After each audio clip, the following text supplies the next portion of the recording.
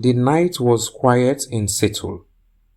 On a December evening in 1974, the streets slick with rain, the kind that reflected the pale glow of streetlights and made shadows stretch longer than they should.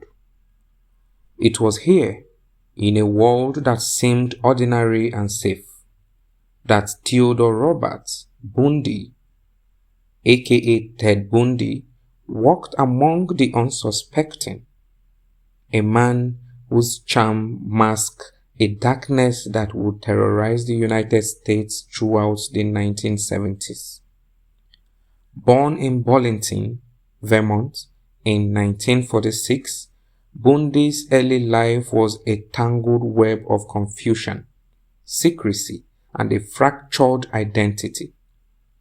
Raised by his grandparents, with the truth of his parentage hidden until much later, he grew up with an obsessive desire for control and validation, a hunger for attention and affection that warped into something far more sinister.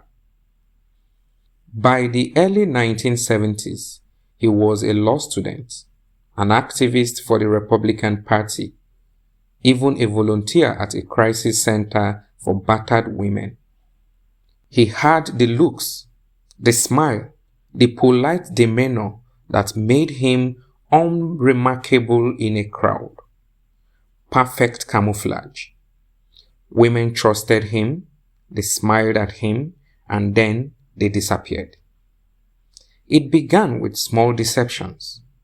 A broken arm, a crutch, a plea for help. He would approach young women, often on campuses or in parks, asking for assistance, baiting them with vulnerability. Once he had their attention, once they let down their guard, he struck with a chilling precision. Abduction, assault, and murder carried out in a horrifyingly methodical ritual.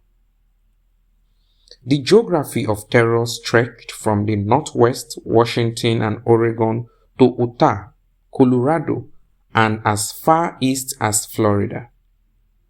The pattern was similar, yet each crime carried its own horror. Witnesses recalled that the same alluring stranger, seemingly earnest, always polite, always gaining their confidence before vanishing into shadows. And then came the chilling signature, luring women with ruses, often impersonating authority figures, blinding them with familiarity and trust before leading them into secluded areas. There was a meticulousness, a control over timing and space, a mind that understood the mechanics of fear and the art of disappearance. Some victims were strangled, some bludgeoned, the bodies often left in remote locations, sometimes returned for the morbid satisfaction of being found or not. Investigators were bewildered. The 1970s lacked the forensic technology of later decades, and the media frenzy amplified the fear. Every new report of a missing woman fed a national paranoia, while Bundy moved with a predator's patience, sometimes months between attacks, sometimes crossing state lines to evade capture. His intelligence and ability to charm law enforcement only deepened the suspense. He was not the hulking monster of imagination, but a clean-cut, articulate man who could testify in his own defense, smile for cameras, and evade suspicion. 1975 brought a breakthrough that would only temporarily interrupt his spree.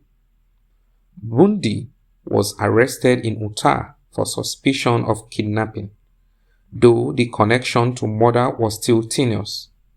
In a twist that seems ripped from a thriller, he escaped from custody twice.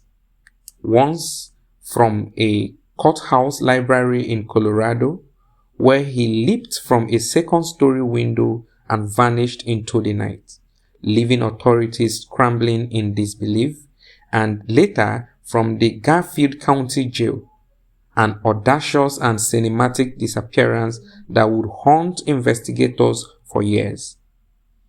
Each escape magnified the legend, painting Bundy as a master manipulator and fugitive, a ghost sleeping between the cracks of law and terror. His confessions, eventually extracted near the end of his life, revealed a horrifying psychological truth. Bundy admitted to killing at least 30 women, though the true number remains unknown. He spoke candidly of his compulsions, his need to dominate, to inflict pain, and to satisfy an insatiable psychological hunger that nothing could quell.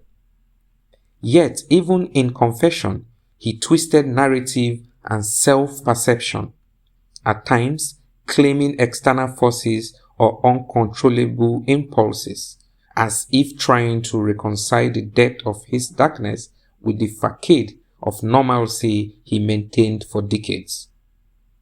The details of his crimes were surgical, yet suffused with a disturbing intimacy. His control over victims extended beyond death into the lingering terror of discovery. The final act came in Florida in 1978, when Bundy was captured following the brutal murder of several women at the Chi Omega sorority house in Tallahassee. His trial was a media spectacle, the courtroom a theater of fear, fascination, and moral reckoning. He acted as his own attorney, a decision that underscored his arrogance and deep psychological complexity, turning the proceedings into a battle of intellect, manipulation, and exposure. The evidence was overwhelming. Eyewitness accounts, physical evidence, and a pattern too consistent to deny. Yet, even as the gavel fell and justice edged closer, Bundy maintained a cold, unnerving composure, his charm unbroken, his mind still a labyrinth of darkness. On January 24, 1989, Bundy was executed in the electric chair in Florida State Prison. For many, it was closure. For others, it was an unsettling reminder that monsters can wear human faces and evil can hide behind familiarity, smiles, and trust. Psychologists and criminologists have since dissected his psyche, attempting to understand the convergence of narcissism, sadism, and meticulous planning that drove his crimes. But understanding never truly reconciles with horror. Bundy's story remains a story in contradiction. A man of charisma and intelligence who could debate politics by day and murder by night, who could escape cages both literal and psychological, and whose legacy continues to haunt those who try to comprehend the depth of human darkness.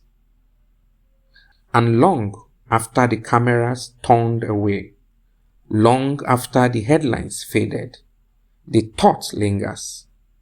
The most terrifying monsters are not always in shadows. They walk among us, smiling, asking for help, and waiting for the perfect moment to strike again.